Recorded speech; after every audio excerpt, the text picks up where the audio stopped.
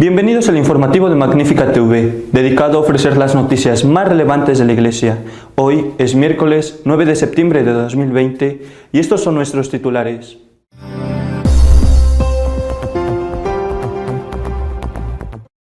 El Papa va a publicar una nueva encíclica dedicada a Fraternidad Universal, en homenaje a San Francisco. La firmará en Asís.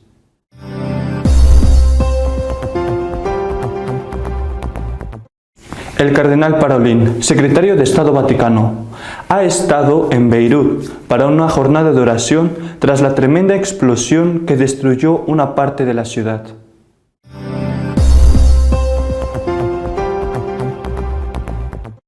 La Archidiócesis de Colonia cerrará en 10 años el 90% de las parroquias, según ha informado el cardenal Wolki.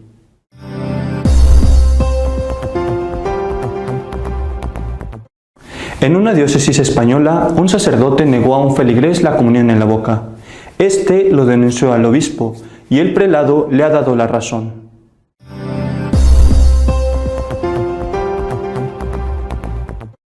El arzobispo de Minsk, en Bielorrusia, ha sido impedido de entrar en el país por parte de las autoridades comunistas que gobiernan esa nación europea.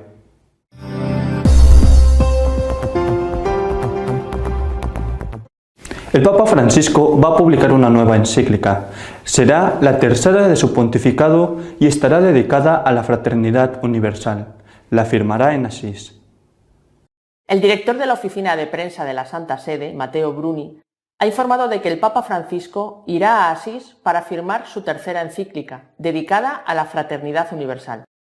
El Santo Padre presidirá una misa en la tumba de San Francisco y al finalizar firmará la encíclica. Debido a la situación sanitaria, es deseo del Santo Padre que la visita se realice sin participación de los fieles, añadió Bruni. Por su parte, el custodio del Sacro Convento de Asís, padre Mauro Gambetti, dijo que, con gran alegría y en la oración, recibimos y esperamos la visita privada del Papa Francisco, y añadió que la nueva encíclica evidenciará la importancia y la necesidad de la fraternidad. Hermanos todos. Será la tercera encíclica del Papa Francisco tras Lumen Fidei del 2013 y Laudato Si del 2015. Además, será la segunda ocasión que firmará un documento magisterial fuera del Vaticano después de la firma de la exhortación apostólica postsinodal Christus Vivit en Loreto el 25 de marzo de 2019. El Papa Francisco ha visitado la tierra natal de San Francisco de Asís en 3 ocasiones. El 4 de octubre de 2013, el 4 de agosto de 2016, para celebrar los 800 años de la fiesta del perdón y rezar en la Porciúncula, y el 20 de septiembre de 2016, para la Jornada Mundial de Oración por la Paz con representantes de diferentes religiones.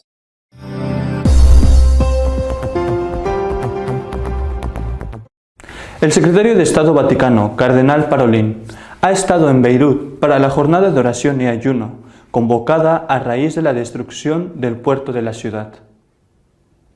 El cardenal Pietro Parolin representó al Papa Francisco en Beirut en la Jornada Universal de Oración y Ayuno por el Líbano celebrada en la capital libanesa.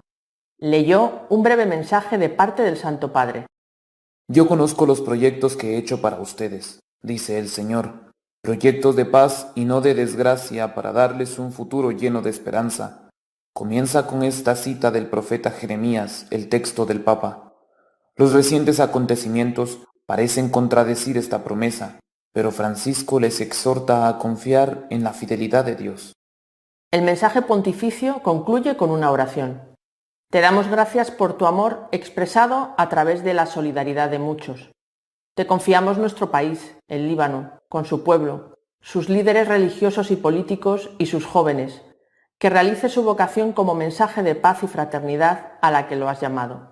Amén. El 4 de agosto tuvo lugar en el puerto de Beirut, la capital libanesa, una enorme explosión.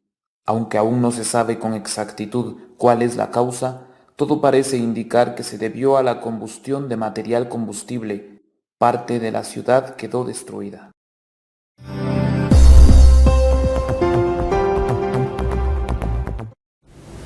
La crisis en Alemania va a obligar a la Archidiócesis de Colonia a cerrar el 90% de sus parroquias en los próximos 10 años. La Archidiócesis de Colonia ha anunciado que va a proceder a una reestructuración absoluta, de forma que de ahora al año 2030 pasará de tener 500 parroquias a 50.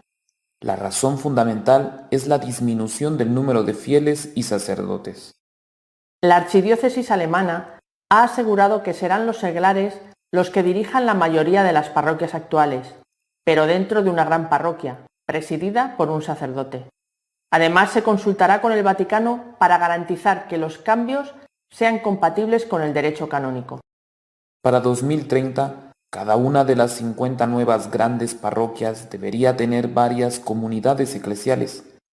Estas comunidades eclesiales, bajo el paraguas de la parroquia, según los planes, estarán formadas por personas que se unen como una comunidad en el Espíritu de Jesucristo.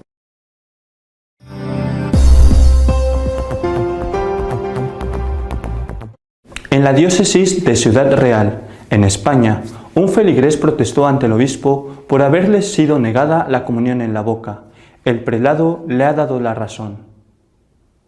Ante la protesta de un fiel de la diócesis de Ciudad Real por la negativa de un sacerdote a dar la comunión en la boca, el obispo, Monseñor Gerardo Melgar, le ha escrito pidiéndole disculpas y confirmando que tiene derecho a comulgar así.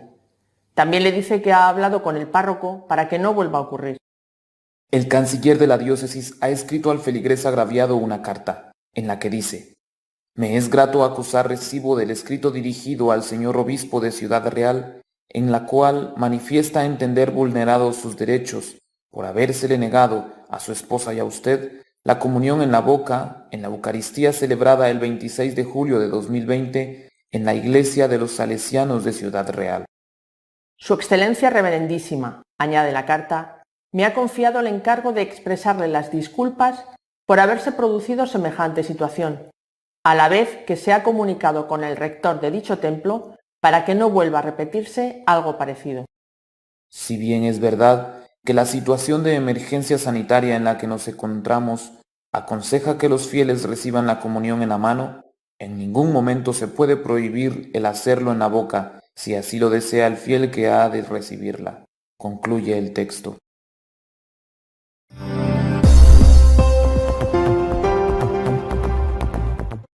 El gobierno comunista de Bielorrusia ha impedido la entrada en el país al arzobispo de Minsk y presidente de los obispos de esa nación europea. Los obispos católicos de Bielorrusia han pedido a los fieles que recen para que Monseñor Kondrusiewicz, arzobispo de Minsk, a quien se le impidió volver al país, pueda regresar a su casa. Es inadmisible que un obispo de la Iglesia Católica, que es el pastor de los fieles que le han sido confiados, se vea privado de la oportunidad de estar en su propia diócesis y llevar en ella el ministerio que le ha sido confiado, dijeron los obispos bielorrusos. Monseñor Kondrusiewicz estaba intentando entrar en Bielorrusia desde Polonia cuando fue detenido por los guardias fronterizos y se le negó la entrada sin explicación. El propio arzobispo Kondrusiewicz ha asegurado que la decisión de los guardias fronterizos de negarle la entrada a su patria era absolutamente incomprensible y contravenía la ley. Lo sucedido se debe a las apariciones públicas del arzobispo y a sus llamados al diálogo, además de la iniciativa de asistir a las personas que fueron arrestadas en las últimas manifestaciones contra el gobierno. Los católicos son la segunda comunidad religiosa más grande de Bielorrusia después de los cristianos ortodoxos y representan aproximadamente el 15% de la población.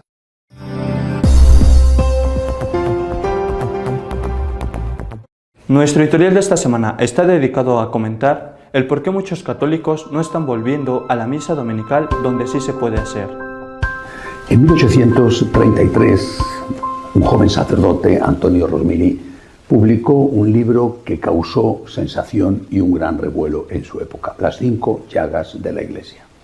Ese libro, esas tesis, en el marco de la crisis modernista, fueron malinterpretadas, manipuladas por algunos y llevó al libro, a su autor, a ser condenado por la Iglesia, Rosmini, siempre se sometió a la jerarquía.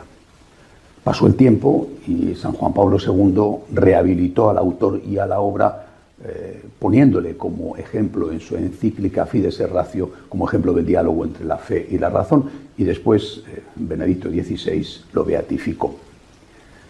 Las 5 llagas de la Iglesia tienen un principio, un arranque. La primera, la separación entre el clero y los fieles, especialmente en la liturgia. Yo tengo la impresión de que esta llaga está más abierta que nunca 200 años después, y que ahora no debemos interpretarlo a la luz de lo que pasaba entonces, aunque quizá en algunos aspectos también, porque el modernismo, la crisis del modernismo, la herejía del modernismo no está acabada. Pero debemos interpretarlo a la luz de lo que está sucediendo, sobre todo con la epidemia del COVID-19 y lo que está haciendo la Iglesia ante esta epidemia.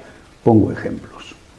En Valladolid, una hermosa, una gran ciudad de España, en Castilla, el gobierno regional ha prohibido que vayan a misa más de 25 personas. Da igual si esas personas van a acudir a una catedral, la hermosísima catedral que tiene esa capital, o si van a hacerlo en una pequeña iglesia de barrio o de pueblo. Da lo mismo. 25 personas al margen de la amplitud del templo.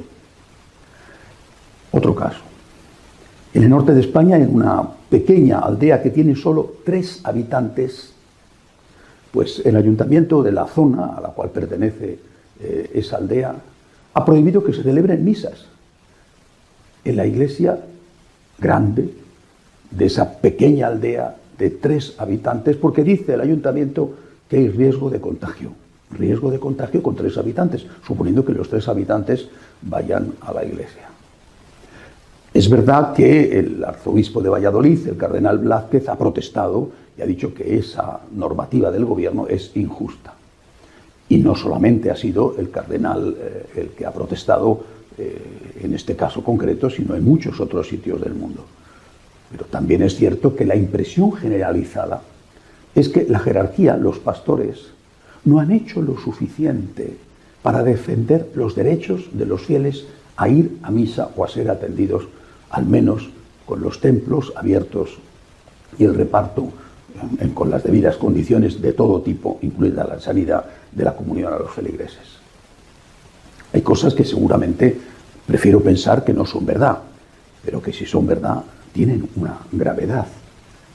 La ministra de Salud de Perú ha dicho que los obispos de ese país ni siquiera le han pedido nunca que se reabran los templos. Puede estar mintiendo la ministra, pero oiga, al menos inténtelo. Por ejemplo, cuando en España, en algunos sitios por lo menos, se ha prohibido el ocio nocturno, es decir, se ha prohibido que las discotecas sigan abiertas, se ha prohibido que los bares estén abiertos a partir de determinado horario en la noche, los propietarios de los locales, la asociación que los agrupa y defiende sus intereses, han recurrido ante la justicia.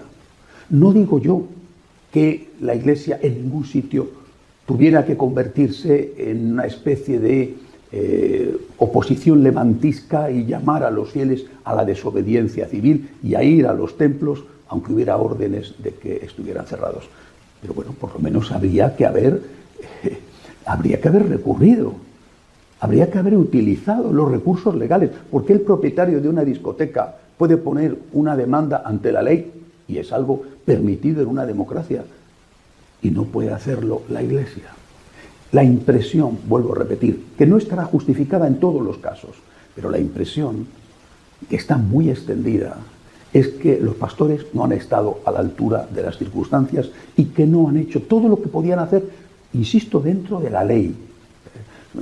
Si la Iglesia, la jerarquía, hubiera llamado a la desobediencia, quizá hubiera dado la razón a los comunistas y se hubieran aprovechado de ello para atacar ferozmente a la Iglesia, y algunos de sus chacales hubieran hecho algo más que atacarla verbalmente. Pero al menos dentro de la ley, haberse movido dentro de la justicia como han hecho otros. Esta semana el obispo de Pavía, en Italia, se ha lamentado de que cuando se han abierto las iglesias y se puede ir a misa, incluso con los aforos reducidos, la gente no está volviendo. Que hay muchos que no van. Pudiendo ir, no van. Seguramente que hay varias causas. Una de ellas es que se ha difundido, se ha extendido la idea de que los templos son lugares peligrosos, lugares de contagio. No ha habido ni un solo contagio en una iglesia. Pero esa idea se ha extendido. Los templos son lugares peligrosos. Bueno, esa seguramente es una causa. Pero también está esta otra. Esa sensación de que la Iglesia no ha defendido lo suficiente los derechos de los fieles. La gente puede ir a un supermercado a comprar, incluso a un bar, manteniendo la distancia, pero no puede ir a la Iglesia. ¿Han protestado los obispos? Habrá sitios, repito, en que sí se ha hecho. Esto ha sido general. ¿Qué consecuencias tiene esto en el sentimiento de los católicos practicantes? Si a eso se le añade el despropósito que se ha montado con el tema de la comunión en la boca, donde incluso en algunos sitios se ha perseguido y se ha acosado a aquellos que se negaban a comulgar en la mano y preferían hacer comunión espiritual, no es de extrañar que se haya producido esta desafección. En Alemania, la arquidiócesis de Colonia, seguramente una de las más ricas del mundo, ha anunciado que en 10 años, de 500 parroquias que tienen ahora, van a pasar a 50 o al máximo 60 parroquias. Lo otro serán comunidades eclesiales, probablemente llevadas por laicos, dentro de lo que puedan hacer los laicos. Bueno, en Alemania tienen mucho dinero. La Iglesia Católica tiene mucho dinero y podrá seguramente sostener a sus curas, aunque la gente no esté yendo a misa, porque tienen el impuesto religioso. Pero en la inmensa mayoría de los sitios eso no es así. Quizá algunos curas digan, pues si no vienen los feligreses, pues que no vengan. Alguno habrá, no lo sé. Pero incluso ellos tendrán que pensar de qué van a vivir si no van los feligreses a misa. Si no van los feligreses a misa, ¿quién va a dar dinero en la colecta? ¿Cómo te vas a sostener tú y cómo vas a ayudar a la gente necesitada? Creo que esta crisis del virus ha golpeado de una manera gravísima la escasa participación de los católicos en la misa dominical.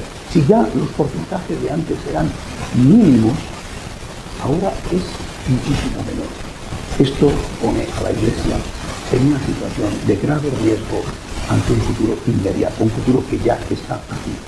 Creo que todos debemos hacer un examen de conciencia de cómo nos hemos comportado en esta situación. Un examen de conciencia que tenga las consecuencias que tenga que tener, por ejemplo, pedir disculpas si no se ha estado a la altura de las circunstancias. Vuelvo a repetir, Rosmini tenía razón. Y la primera llaga de la Iglesia sigue estando ahí. El divorcio, la separación entre el pueblo y el clero.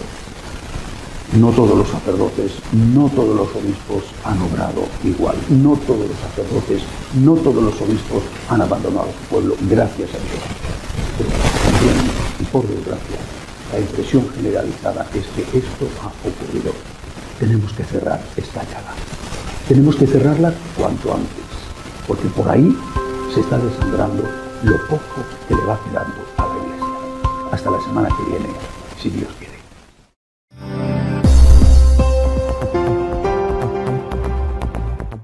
Si deseas estar al tanto de lo que va sucediendo en la Iglesia, puedes hacerlo en nuestra página web de noticias www.católicosonline.org. Hasta la semana que viene, si Dios quiere.